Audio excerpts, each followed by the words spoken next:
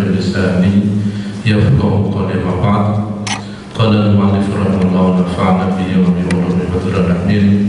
بسم الله الرحمن الرحيم. كتاب العلم أي هذا كتاب في بيان العلم. Kita menjelaskan tentang al-ilmu, fadilatul ilmi, utawi keutamaan ilmu.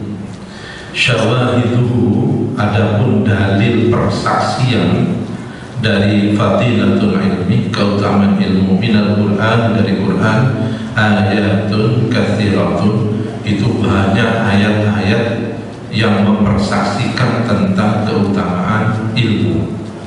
Minha, itu setengah saking ayatun katsirah, qauluhu azza wa jalla, syahidallahu annahu la ilaha illa huwa wal malaikatu wa ulul ilmi qa'iman bil qist. Ayat syahidallahu annahu la ilaha illa hu, syahidah mempersaksikan sapa Allah annahu sa'atun sya'an iku la ilaha, orang-orang pangeran yang hak disembah sapa illahu, kecuali Allah. Wal malaikatu, lan para malaikat, wa ulul ilmi, lan orang-orang yang mendapatkan ilmu, qaiman iku hale wong kang tegak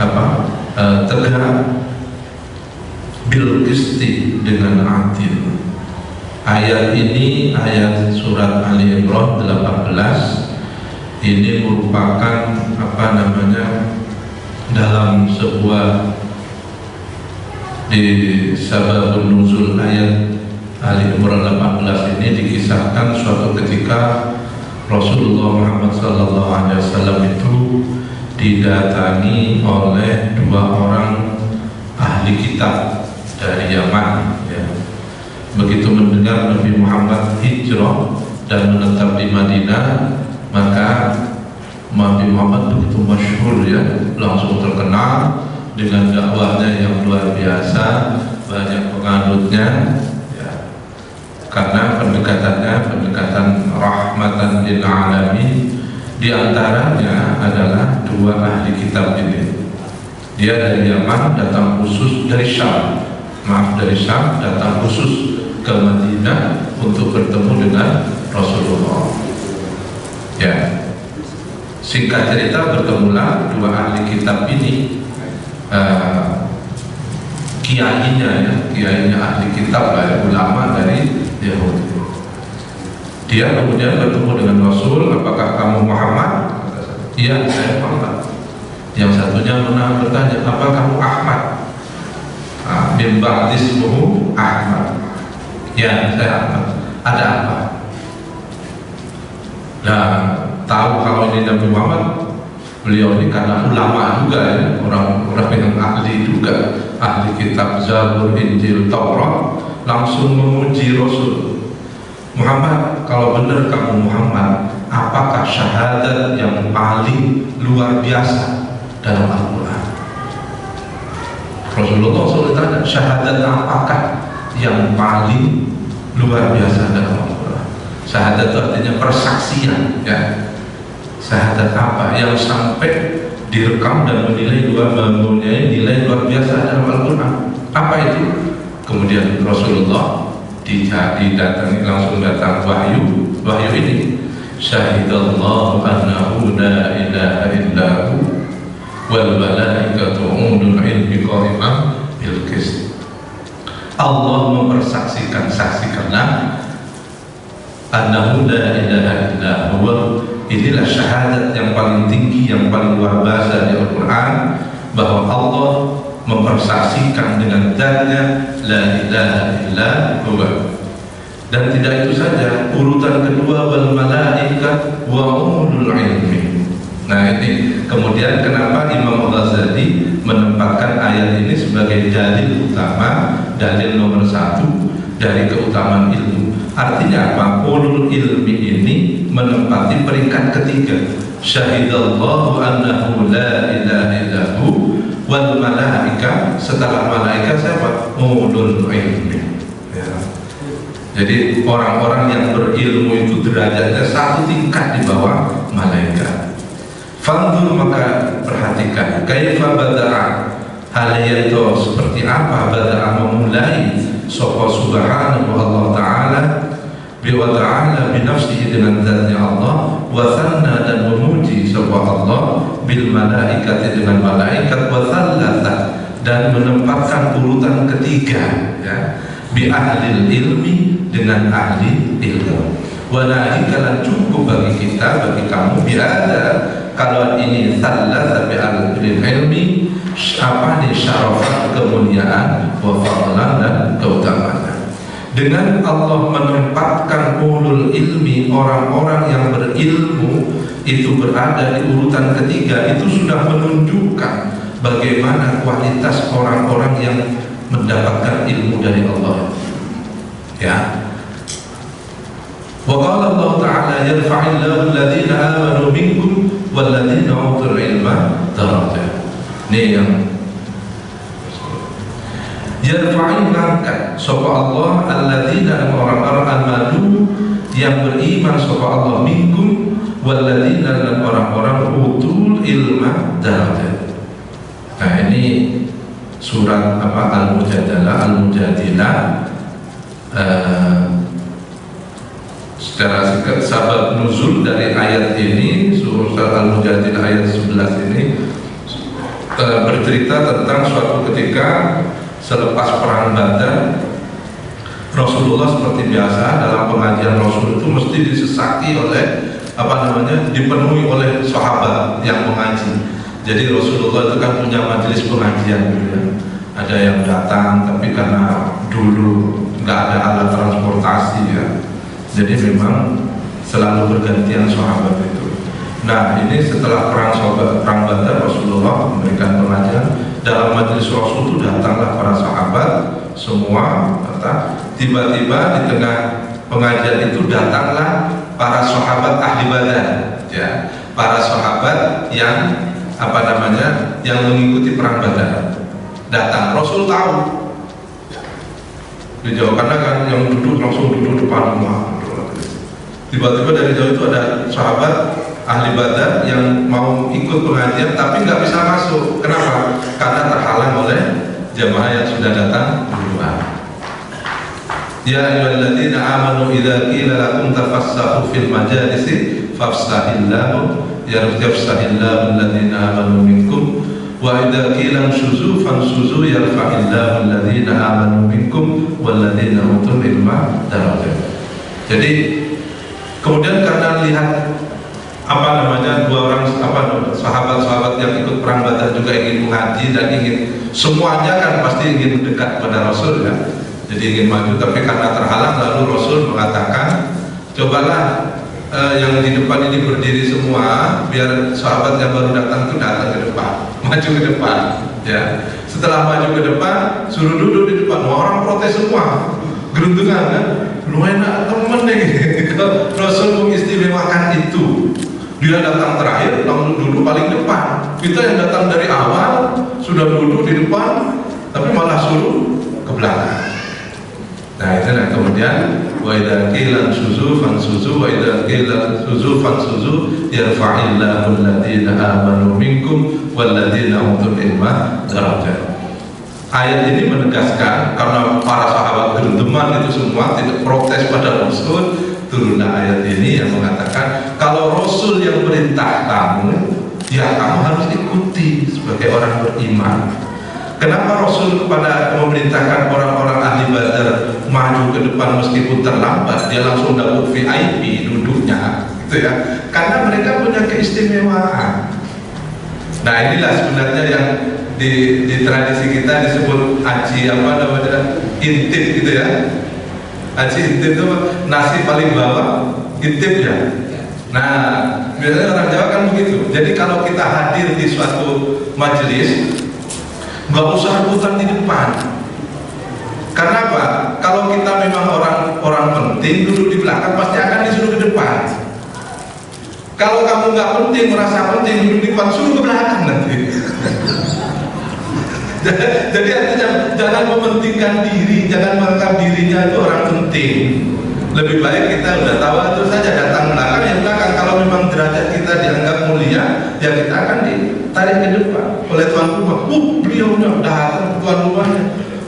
sampai nggak diundang minggir aja. Jadi ini kan yarfa'illahu alladziina aamanu minkum walladzina utul ilma darajat. Allah akan mengangkat derajat orang yang berilmu. Orang yang ini contohnya seperti itu. Jadi meskipun ini sama Rasul yang ini, ayo kamu berdiri mundur itu suruh maju. Dirasanya seperti itu. Orang yang berilmu yarfa'illahu alladziina aamanu minkum walladzina utul ilma darajat, akan diangkat oleh Allah.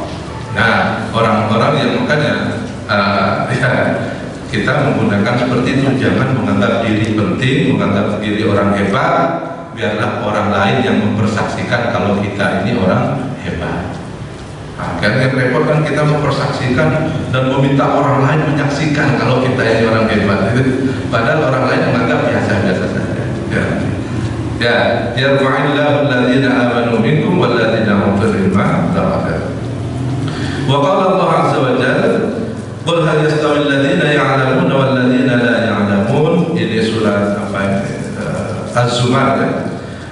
Apakah kul katakan Muhammad, hal yastawi alladziina, apakah sama orang-orang yang ya'lamuuna walladziina la ya'lamuun, dan orang-orang yang tidak mengerti. Ini sabab nuzulnya kalau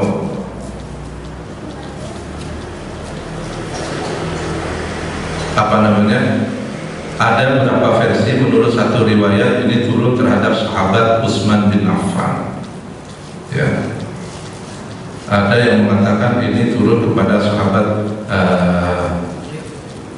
Ammar bin Yasir, ya. Dan banyak versi.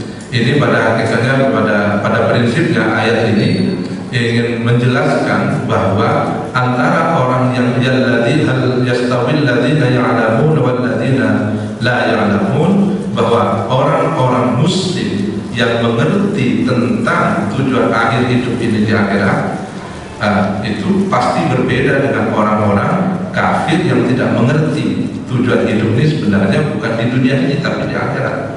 Maka dalam suatu hadis disebut Rasulullah mengatakan bahwa yang disebut dengan orang alim ati Allah wa Rasul takun aliman wala ta'sihi takun jahilan.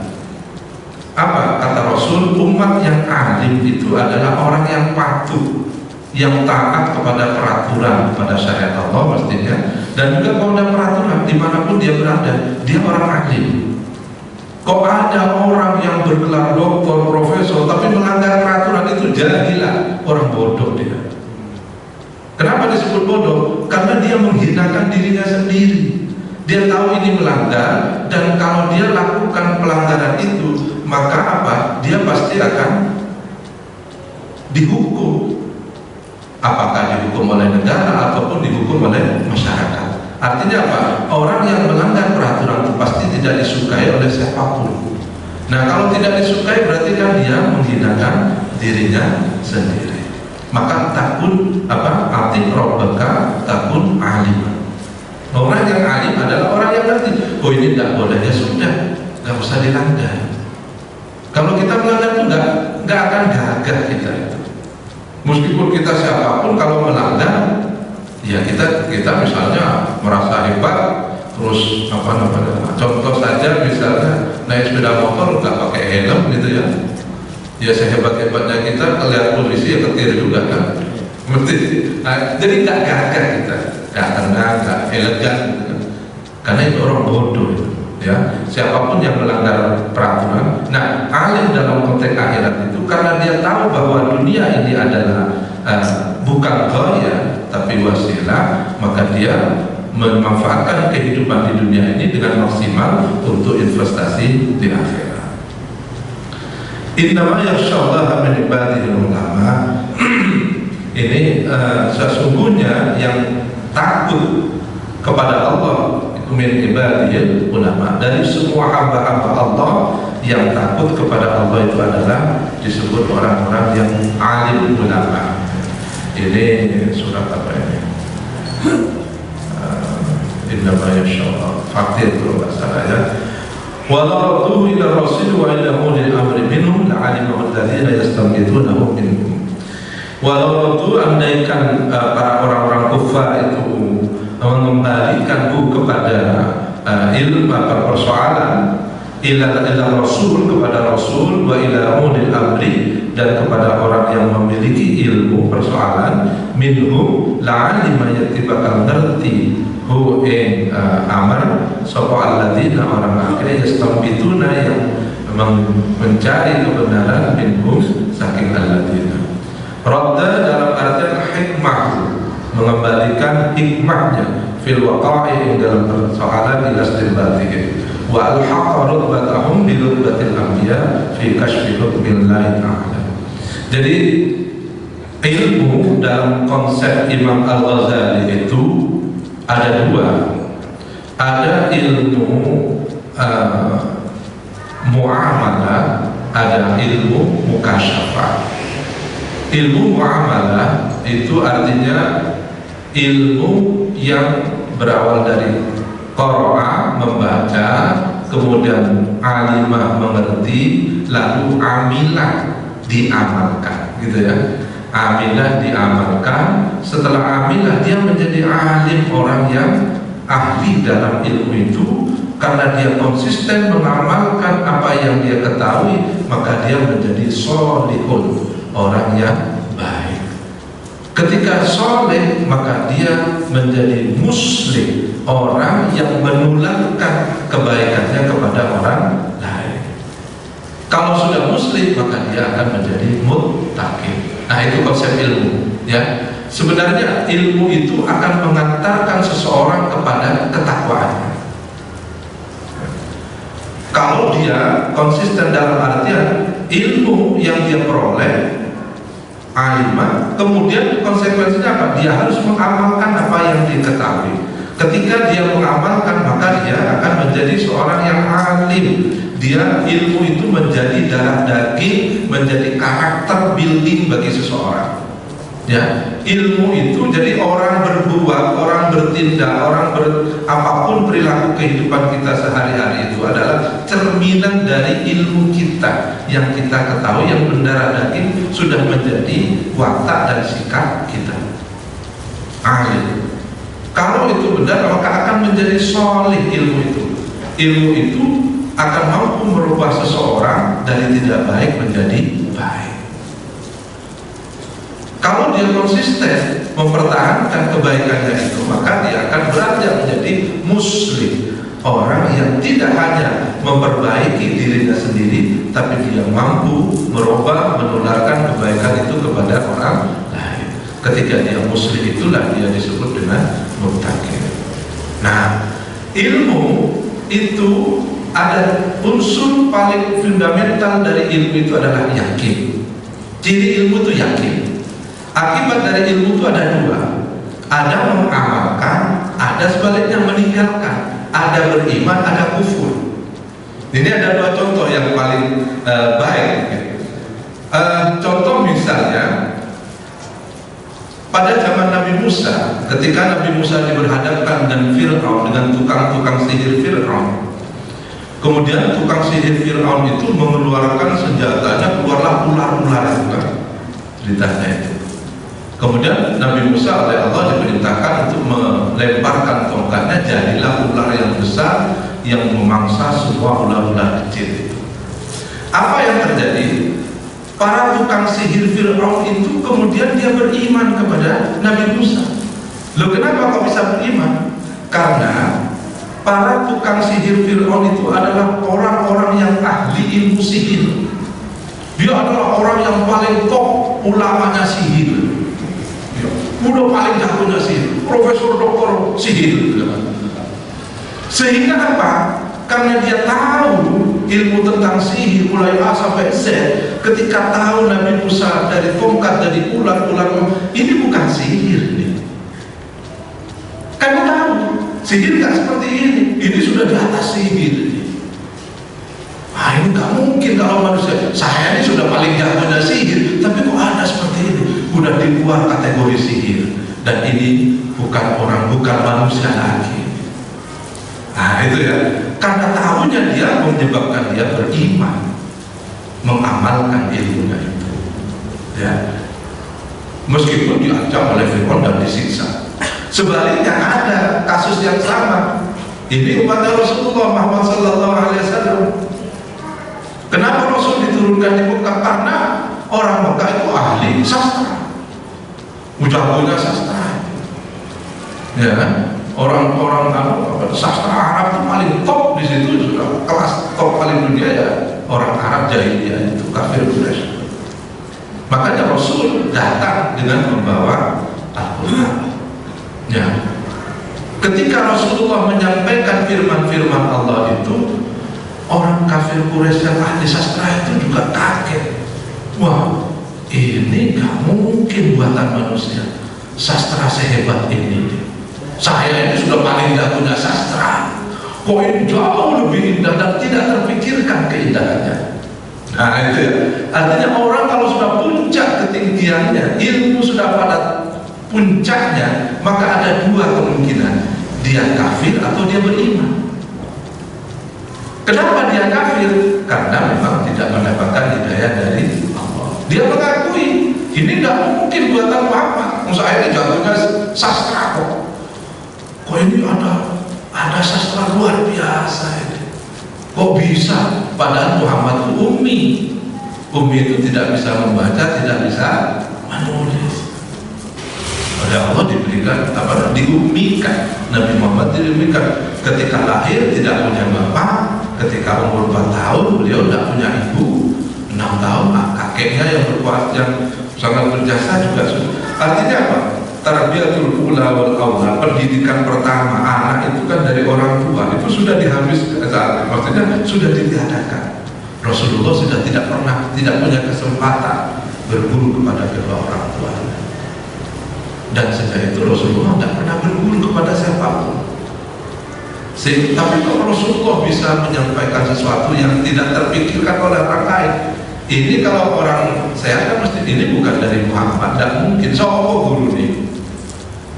Ilmu kayak gini tidak ada di dunia ini, tidak ada.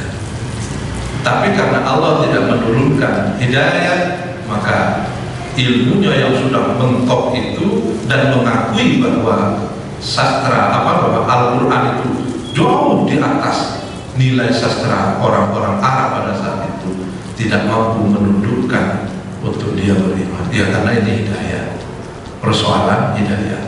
Kalau tukang sihir tadi kan mengakui akhirnya dia berani melawan Fir'aun karena Allah bukakan hidayah. Nah ini kontennya. Dalam artian apa? Bahwa ilmu, apapun ilmu kita, kalau kita pelajari sampai mentok, maka kita pasti akan sampai pada dua titik kritis itu. Apakah dengan keilmuan yang kita akan menjadi orang hamba yang sangat beriman kepada Allah, mengakui inilah kekuasaan Allah, atau kalau kita jauh alhamdulillah dari hidayah Allah, dia akan menjadi kufur seperti kafir Quraisy itu. Ya, ini makanya ilmu itu ada dua. Dan ketika orang sampai kepada tingkatan orang berilmu, pasti melewati syakun. Syakun itu artinya apa? Ragu-ragu. Imam Ghazali itu sampai kepada yakin, dia syak dulu, sampai sakit syakun.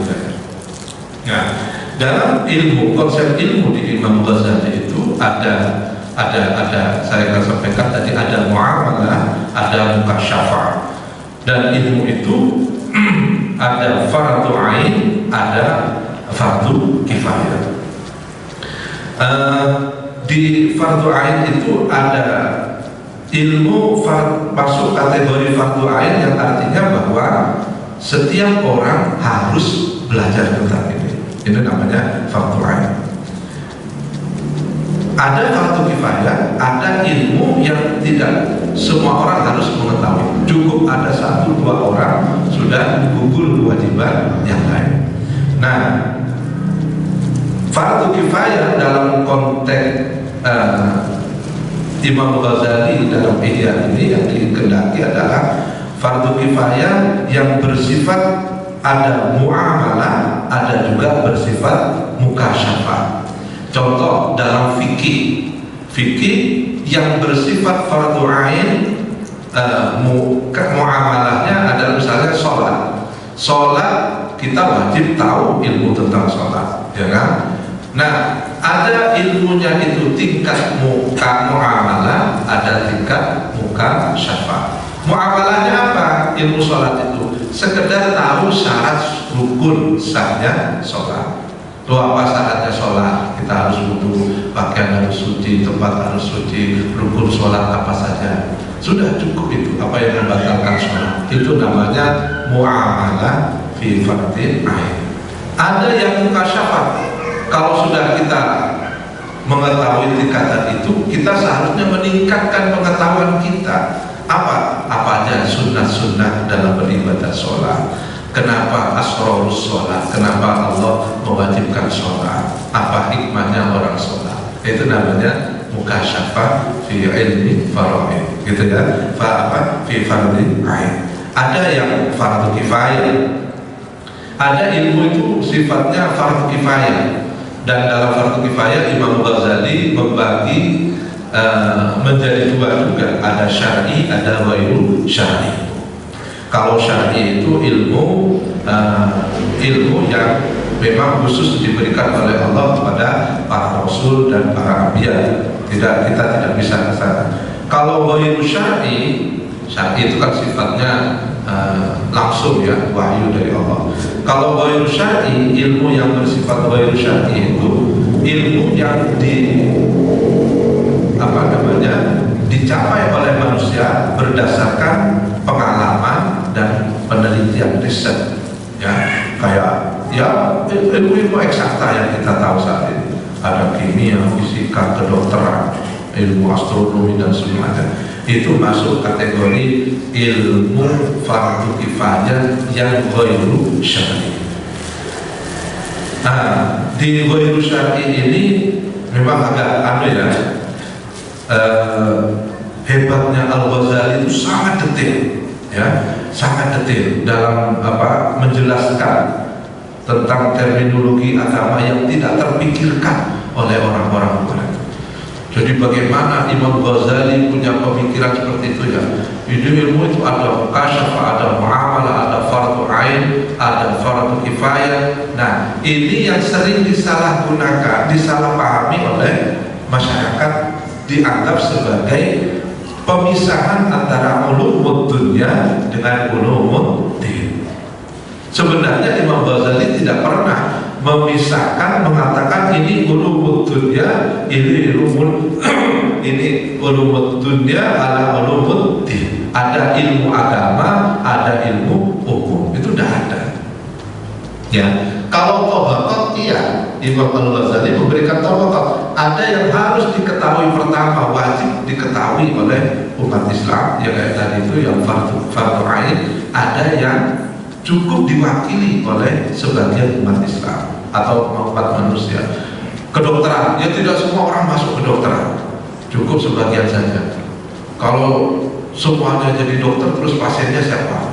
Nah, sekarang aja sudah overload ya. Banyak sarjana dokter yang belum mendapatkan rumah sakitnya terbatas, dokternya ribuan. Akhirnya juga banyak dokter pasiennya dokter ya. Jadi itu cukup sebagian aja yang mengetahui ya. Nah, di ghairu syar'i ini kemudian Al-Ghazali juga membagi, ada ghairu syar'i yang mahmud, ada yang terpuji, ada yang yang madhmum, yang tercela, dan ada yang mubah. Jadi kategorisasinya sangat lengkap kalau kita baca dalam Ihya Ulumuddin itu. Pada prinsipnya apa? Bahwa ilmu itu bagi Imam Ghazali adalah yang dia sampai kepada mengantarkan seseorang kepada tingkatan ketakwaannya. Seharusnya orang berilmu dia semakin takut kepada Allah. Nah, kenapa?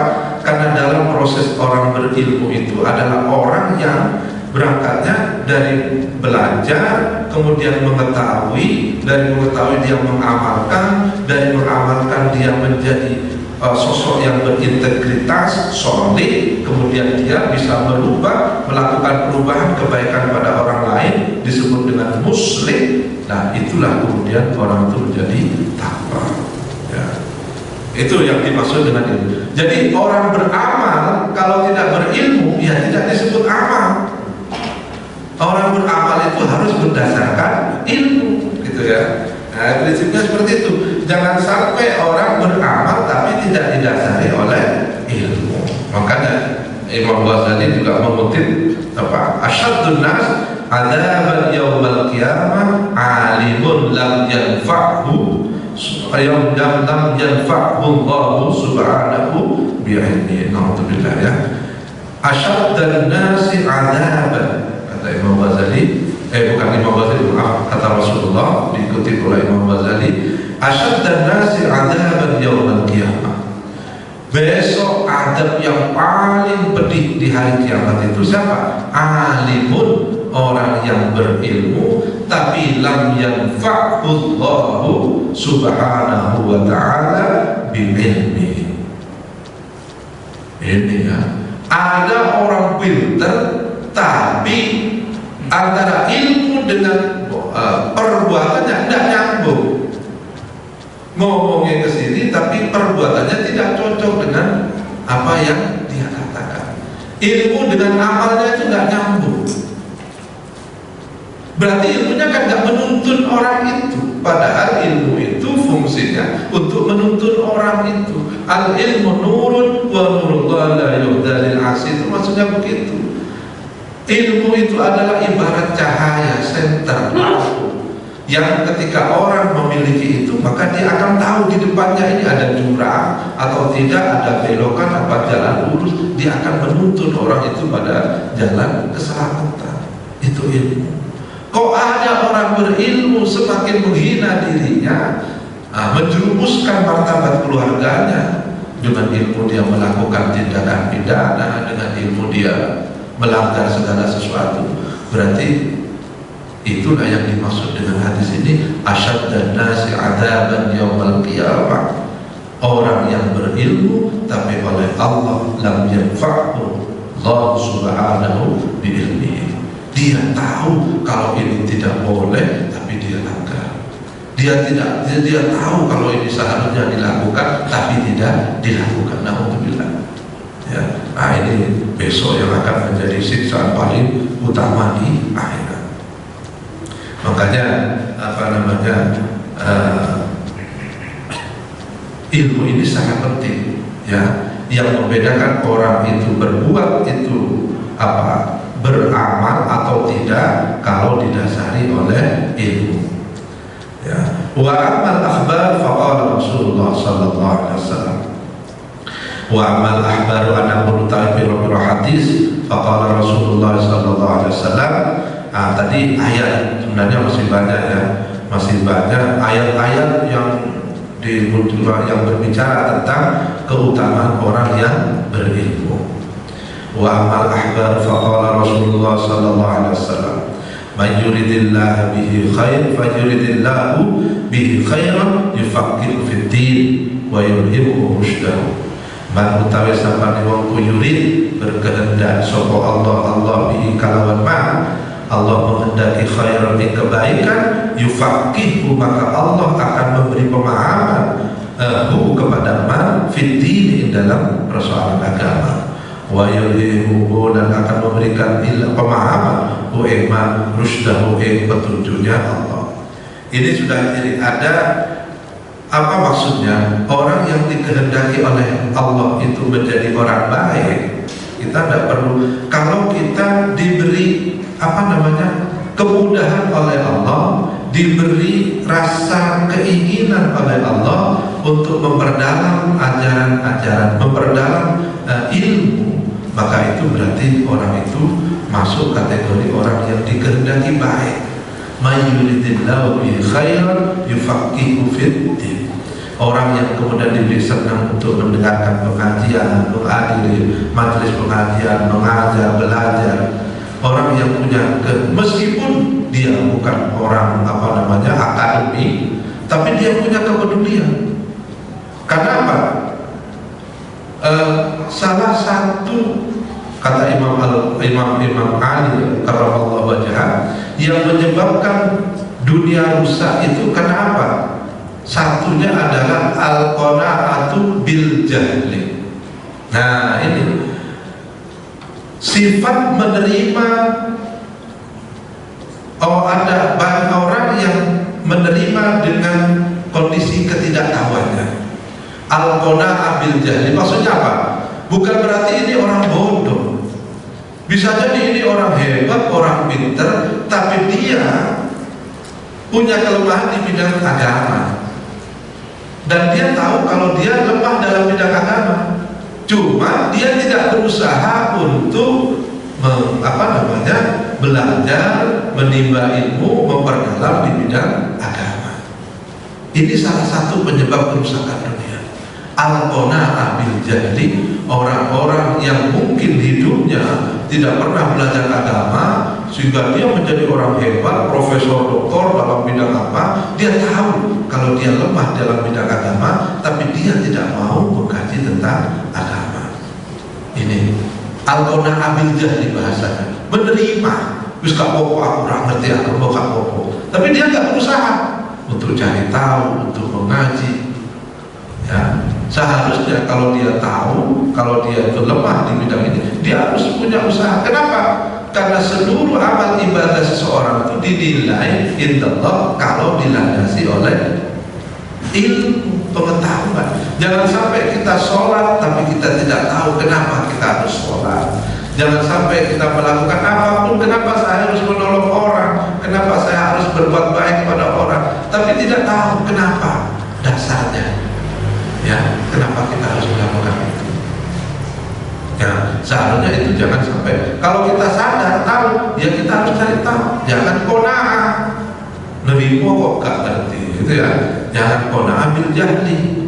Kita harus belajar. Ya tidak harus menjadi ustaz, tidak harus, tapi minimal untuk diri sendiri itu kita memiliki pengetahuan yang cukup. Wa qala sallallahu alaihi wasallam al-ulama warasatul anbiya. Al-ulama utawi pira-pira alim iku warasatul anbiya. Warasatul anbiya itu adalah ahli waris anbiya. Karena ahli waris, maka warisan itu kan banyak ya. Ada yang dapat 1/2, 1/3, 2/3, ya kan? Ada yang asoba, ada yang mahjub juga. Nah, artinya apa? Ulama itu, yang disebut ulama dalam konteks itu adalah orang yang alim, yang amil, ya, orang yang alim, tahu dan dia mengetahui, mengamalkan apa yang dia tahu, sehingga apa yang dia kerjakan itu sejalan dengan apa yang dia amalkan. Dia tahu apa yang dia amalkan dan dia mengamalkan apa yang dia tahu. Itu namanya alim. Alim itu jamannya ulama. Jangan sampai dia tahu, tidak tahu apa yang dia lakukan dan dia melakukan apa yang tidak dia tahu. Maka itu kebalikannya. Seharusnya kita harus tahu apa yang kita lakukan, yang harus saya lakukan, dan saya lakukan apa yang saya tahu. Gitu ya. Al ulama warasatul anbiya. Itu orang-orang, tidak ada ukurannya apakah seorang ulama itu orang yang pengetahuannya sangat besar, sangat luas, tidak. Tapi seberapa besar dia konsisten mengamalkan apa-apa yang dia ketahui. Wa ma'lumun annahu la rutbata fawqa an-nubuwwah wa la syarafa fawqa syarafil waratha. Wa ma'lumun anniku dima'lumin annahu sa'atamini la rutbata tidak ada tingkatan fawqa an-nubuwwah, di atas an-nubuwwah, tidak ada peringkat derajat yang melebihi derajat Nabi. Wala syarafa, tidak ada kemuliaan fauqa syarafa al-waratha, tidak ada kemuliaan di atas kemuliaan para ahli waris. Litil kalrutbati, di dalam kemarin kuno tingkatan. Artinya apa? Tingkatan yang paling mulia di dunia ini adalah tingkatan para anbiya. Dan otomatis makom yang paling mulia adalah makom setelah anbiya itu siapa? Ulama. Karena Rasul sudah menyebutkan al-ulama warasatul anbiya. Nah, ulama itu jangan lalu diidentikan dengan orang yang harus ahli ini ya. Tapi pada dasarnya ulama itu adalah orang yang